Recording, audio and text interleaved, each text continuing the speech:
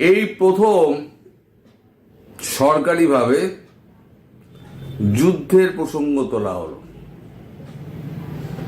একদিন তো আমরা বলছিলাম যুদ্ধ হবে, যুদ্ধ হবে, যুদ্ধের জন্য প্রস্তুতি হচ্ছে, আমরা বলছিলাম। এইবার ভারত সরকারের পক্ষ থেকে যুদ্ধের প্রসঙ্গ তোলা হলো। যুদ্ধ হবে কথা কিন্তু বলা হয়নি, শুধু প্রসঙ্গটা তোলা হয়েছে। যেটা আজকের কাগজে বেরিয়েছে, দেশবাসীকেই ডোবাচ্ছে ঢাকা, বার্তা দিল্লির। নয়াদিল্লি 18 এপ্রিল ভারতের সঙ্গে যুদ্ধ খেলায় নিজেদের অর্থনৈতিক বিপর্যয়কে ডেকে আনছে বাংলাদেশের বর্তমান নেতৃত্ব, এবং তাতে বাংলাদেশের নাগরিকদের দুরবস্থা বাড়ছে, বই কমছে না বলে সে রাষ্ট্রের সরকারকে বার্তা দিল সাউথ ব্লক। শেখ হাসিনাকে সরানোর পর, মনে রাখবেন শেখ হাসিনা কিন্তু বলা হচ্ছে, শেখ হাসিনাকে সরানোর পর একবারও বলা হচ্ছে না প্রাক্তন বা পূর্বতন, এ সমস্ত বলা হচ্ছে না। শেখ হাসিনাকে সরানোর পর বাংলাদেশের অন্তর্বর্তী সরকারের মেয়াদ ক্রমশ বছর পূর্তির দিকে এগোচ্ছে, তার আগেই এই বার্তা। সূত্রের মতে ঘরোয়াভাবে 6টি বিষয়কে নির্দিষ্ট করে বাংলাদেশের প্রশাসনিক এবং রাজনৈতিক ত্রুটিরেখা তুলে ধরতে চাইছে সাউথ ব্লক। 1. ভারতের সঙ্গে কৃত্রিম সংঘাতের বাতাবরণ তৈরি করে বন্দর বন্ধ করে ট্রান্সশিপমেন্ট আটকে রাখা। 2.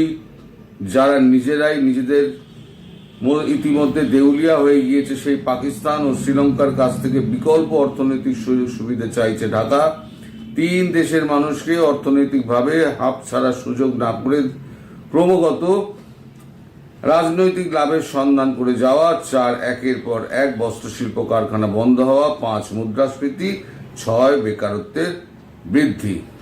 গতকালই ঢাকায় পাকিস্তানের বিদেশ সচিব আম্মা বালোচের সঙ্গে দ্বিপাক্ষিক বৈঠক করেছেন বাংলাদেশের অন্তর্বর্তী সরকারের বিদেশ সচিব মোহাম্মদ জসিমউদ্দিন। 15 বছর পর দুদেশের মধ্যে এই বৈঠকের দিকে নজর রাখা হচ্ছে বলে জানিয়েছেন বিদেশ মন্ত্রকের মুখপাত্র রণধীর জয়সওয়াল। নয়াদিল্লির বক্তব্য, যে পাকিস্তান সরকার নিজেই দেশবাসীকে রুটি খাওয়াতে পারে না, ভারত বিরোধিতা দেখাতে গিয়ে তার উপর অর্থনৈতিকভাবে নির্ভর করা মূর্খামি ছাড়া কিছু নয়। তাৎপর্যপূর্ণভাবে বিদেশ সচিব পর্যায়ে ওই বৈঠকে করাচি এবং চট্টগ্রামের মধ্যে সরাসরি নৌ পরিবহনের বিষয়ে কথা পাকা হয়েছে। সেই সঙ্গে বিমান যোগাযোগ চালু করবে বলে স্থির করা হয়েছে। এখন এই যে স্থির করা হচ্ছে না, নৌ চলাচল, বিমান চলাচল সবটাই হচ্ছে কিন্তু ভারতের ইচ্ছের ওপর। ভারত যদি সমুদ্রপথ আটকে রেখে দেয়, 6,500 কিলোমিটার হচ্ছে ভারতের সমুদ্র উপকূল রেখা, এবং তার আন্তর্জাতিক সীমা যতটা আছে সেই ততটাই যদি তারা জাহাজ মোতায়েন, যুদ্ধজাহাজ মোতায়েন করে রেখে দেয়, তাহলে কোনো জাহাজ এদিকে আসতে পারবে না। আর আকাশপথ ব্যবহার তো দূরস্থ, পাকিস্তানের জন্য আকাশপথ তো বহু আগেই বন্ধ করে দেওয়া হয়েছে। এবার যদি ঢাকা প্লেন চালু করতে চায়, তাহলে পরে ঢাকার জন্য সেই একই ব্যবস্থা, এয়ার রোডটা বন্ধ করে দেওয়া হবে, অর্থাৎ এয়ার স্পেস বন্ধ, যেটার কথাই বলছিলাম। তাহলে বাকি রয়ে গেল শুধু খাদ্যপণ্য। ধীরে ধীরে সেদিকে যাচ্ছে। তবে অবস্থার গতি যা দেখছি দর্শক, খুব শিগগিরই বহু রক্ত ঝরবে, খুব শিগগিরই। আমার খুব খারাপ লাগছে এই খবরগুলো আপনাদের দিতে, খুবই খারাপ লাগছে যে একটা শান্ত দেশ, এত বন্ধুত্বপূর্ণ সম্পর্ক, মাত্র একটা বছরের মধ্যে কিছু জিহাদিদের জন্য এই দেশটার আজকে এই অবস্থা। কয়েকদিন আগেও, 3 দিন আগে সম্ভবত একটা মিসাইল ফায়ার হয়েছিল বঙ্গোপসাগরের ওপরে। গতকালকে রাত্রিবেলা আরো 2টি শর্ট রেঞ্জ মিসাইল ফায়ার হয়েছে, সব কিন্তু 7 সিস্টার থেকে করা হচ্ছে। এগুলো রেঞ্জ কমানো বাড়ানো যায়। আগে দেখা যাক ভারতবর্ষের হাতে কি কি মিসাইল আছে, সেগুলো আগে তো আলোচনা করে নিই।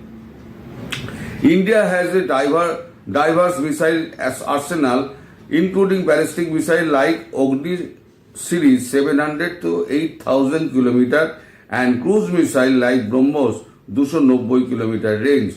The Agni series is India's primary long-range missile, with Agni 5 being the intercontinental ballistic missile with a range over 5,000 km capable of nuclear delivery. এই যে 5,000 বলা হচ্ছে না, এটা আসলে হচ্ছে 8,000 বলে রেখে দেয়। 5,000 8 বা 9 এরকম কোনো দেশই সঠিক এটা বলে না। কোনো মিসাইলের রেঞ্জের সঠিক হিসেব কেউ কাউকে দেয় না। গতকাল যে মিসাইলটা গতকালকে যেটা ছোড়া হয়েছে সেটা হচ্ছে পৃথিবীর কি আছে? These are short range surface two surface ballistic missile, including পৃথিবী 1 150 কিলোমিটার, পৃথিবী 2 250 কিলোমিটার, পৃথিবী 3 350 থেকে 500 কিলোমিটার রেঞ্জ ব্যালিস্টিক মিসাইল। এটা হচ্ছে অগ্নি সিরিজ, যেটা অগ্নি 1 700 কিলোমিটার, অগ্নি 2 2000 কিলোমিটার, অগ্নি 3 3000 কিলোমিটার, অগ্নি 4 4000 কিলোমিটার, অগ্নি 5 5000 কিলোমিটার। এছাড়া ক্রুজ মিসাইল কি আছে? ব্রহ্মোস আছে, supersonic cruise missile jointly developed with Russia with a range of 290 kilometre, যেটা গতকালকে ছোড়া হয়েছে। আর আছে subsonic cruise missile with a range over 1000 kilometre. Other missile Astra air to air missile with range of 80 থেকে 110 kilometre, Nag anti missile, Prithvi air defence anti missile anti ballistic missile, Helina and Akash. গতকালকে এই আকাশও একটা ছোড়া হয়েছে। তার মানে কি ছোড়া হলো? একটা হচ্ছে পৃথিবী 150 কিলোমিটার রেঞ্জের, সে ছোট রেঞ্জ করে ছাড়া হয়েছে। আর একটা ছাড়া হলো আপনার ব্রহ্মোস, আর যেটা হচ্ছে 290 কিলোমিটার রেঞ্জ কমিয়ে ছাড়া হয়েছে। আর একটা হচ্ছে আকাশ সারফেস টু সারফেস। 3টে মিসাইল টেস্ট করা হয়েছে। এদিকে দুটো জিনিস তৈরি হচ্ছে, মানে প্রেশারটা কিভাবে তৈরি হচ্ছে, প্রেশার ট্যাকটিকটা। আরাকান আর্মি একটা দিক দিয়ে ঘিরে রেখে দিয়েছে। আরাকান আর্মির সমস্ত পদস্থ লোকেরা এসে দিল্লিতে বৈঠক করে গিয়েছে, আগেই খবর করেছিলাম। আরাকান আর্মিকে অর্থায়ন করছে এবং অস্ত্রশস্ত্র খাদ্যপণ্য সমস্ত কিছু পাঠাচ্ছে ভারত। এদিকে চিটাগাঁওয়ে বুদ্ধিস্টের একটা শান্তি বাহিনী আছে, তাকেও অর্থায়ন করা এবং অস্ত্রশস্ত্র সাপ্লাই করা এগুলো করে যাচ্ছে। এদিকে হচ্ছে আপনার রংপুর আর ত্রিপুরা সীমান্তে বসে আছে। অর্থাৎ আরাকান আর্মি যেহেতু বুদ্ধিস্ট আর্মি, আরাকান আরসা বলা হচ্ছে, আরসাও একটা রয়েছে, Arakan Rohingya salvation army ARSA. এই রোহিঙ্গাদের অত্যাচারী কিন্তু এই যে আরাকান যারা হচ্ছে বুদ্ধিস্ট, অত্যাচারিত হতে হতে হতে হতে এরা আরাকান আর্মি গঠন করেছিল। এইবার যখন আরাকান আর্মির যখন অত্যাচার অত্যন্ত বেড়ে গেল, তখন Rohingya salvation army Rohingya ARSA তৈরি করলো। ফলে আরসার সঙ্গে আরাকান আর্মির কিন্তু আদায় কাঁচকলায় সম্পর্ক, কিন্তু ভারতের সঙ্গে সম্পর্ক ভালো। আরসার সঙ্গে রোহিঙ্গাদের সম্পর্ক খারাপ, জুন্তা সরকারের সঙ্গে সম্পর্ক খারাপ, দুজনের সঙ্গে সম্পর্ক খারাপ। দুদিক দিয়ে ওরা মার খাচ্ছে। ওর সঙ্গে না আছে চীন, না আছে ভারত। ওরা একলা যা করার একটা এরিয়া জুড়ে ওরা করে।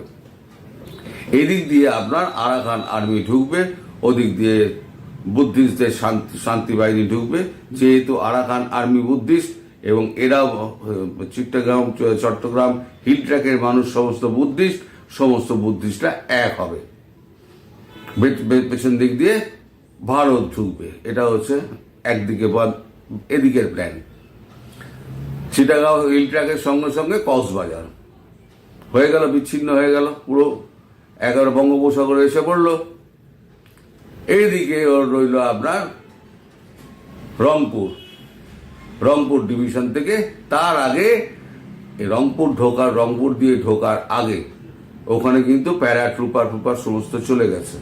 প্যারা এসএফ কিন্তু চলে গিয়েছে, তারা এয়ার ড্রপিং শুরু করে দিয়েছে। যে কোনো দিন যে কোনো মুহূর্তে, আমি বলেছি না, tick tick tick tick tick, যে কোনো দিন যে কোনো মুহূর্তে একটা খবর পাবেন। শুধু রাস্তাটা কমপ্লিট হওয়ার জন্য একটু ওয়েট করা হচ্ছে।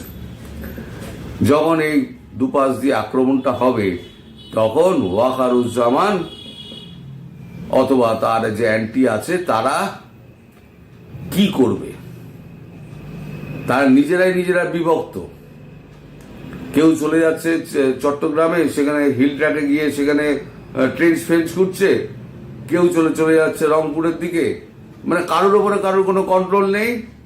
আর আমাদের যিনি বাংলাদেশের মাথায় যিনি বসে আছেন, উপদেষ্টা মন্ডলীর প্রধান মোহাম্মদ ইউনূস, তিনি তো এসবের কিছুই জানেন না। আর এই বাচ্চা সমস্ত ছেলেপিলেগুলো তারা যুদ্ধ কি জানে, কৌশল কি জানে, তারা ম্যাপ কি জানে, তারা ভারতবর্ষ কি জানে, ভারতবর্ষের হাতে কত মিসাইল, একটা মিসাইল তার রেঞ্জের মধ্যে পড়লে কত রেডিয়াস কিলোমিটার তার ক্ষয়ক্ষতি হবে, সেগুলো সম্পর্কে তাদের কোনো ধারণা নেই। তারা শুধু বক্তৃতা দিয়ে যায় ফেসবুক, ইনস্টাগ্রাম আর আপনার ইউটিউবে, আর ঢাকার রাজপথে তাদের যত সংগ্রাম, যত কিছু। আর এই জেহাদি কিছু আছে যারা এই সমস্ত বদমাইশিগুলো করে বেড়ায় এই সোশ্যাল মিডিয়াতে। তারা নিজেরা কিছু করবে না, তাদের কোনো দম নেই। তারা এত ভীতু যে নিজেদের নামটা পর্যন্ত দিয়ে কমেন্ট করে না, এতটাই ভীতু। কিন্তু আমাদের ভারতীয়দের কাছে যে সমস্ত টেকনোলজি আছে, এই যত সমস্ত এই কমেন্টগুলো আসে না, আমি প্রত্যেক কটা কিন্তু স্ক্রিনশট নিয়ে রাখি এবং আমি জায়গা মতো দিয়ে দিই সেগুলোকে খুঁজে বার করার জন্য। এগুলো অরিজিনাল আইপি অ্যাড্রেস কি আছে, তাদেরকে ধরো। তারাই হচ্ছে জামাত এবং তারাই হচ্ছে ওই আপনার হিজবুতের সদস্য, তারাই বাংলার সদস্য, আনসার বাংলার সদস্য, এরাই হচ্ছে সব। এই যে যারা কমেন্ট করে, এই কমেন্ট বক্সে যাদের কমেন্ট আসছে, আমি প্রত্যেকটা কমেন্টের আমি স্ক্রিনশট তুলে রেখে দিই এবং আমাকে বলা হয়েছে স্ক্রিনশট তুলে রেখে দেবে, আমরা ডিকোড করে নেব, ডিকোড করে আমরা খুঁজে নেব যে কোন আইপি অ্যাড্রেস থেকে এটা আপলোড করা হয়েছে। সে যেখানেই থাকবো আমরা ঠিক ধরে নেব। তো কথা হলো গিয়ে, আপনারা যে যা পাঠাচ্ছেন, যে যা মানে নাম হারিয়ে টারিয়ে করছেন, তাতে আমাদের কিছু যাচ্ছে আসছে না।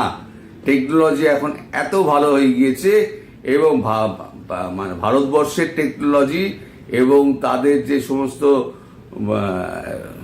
অ্যাপারেটাস আছে, তার কাছে এগুলো ব্যারিয়ার ভেঙে ঢোকাটা কোনো অসুবিধা নয়। আপনারা আরো লিখুন, আমাদের সুবিধা হবে, চিহ্নিত করতে সুবিধা হবে। তো যাই হোক, আমি বললাম দর্শক, প্রচুর রক্ত ঝরবে, প্রচুর ক্ষয়ক্ষতি হবে। প্রথমে তো মিসাইল মেরে সাফ করে দেবে।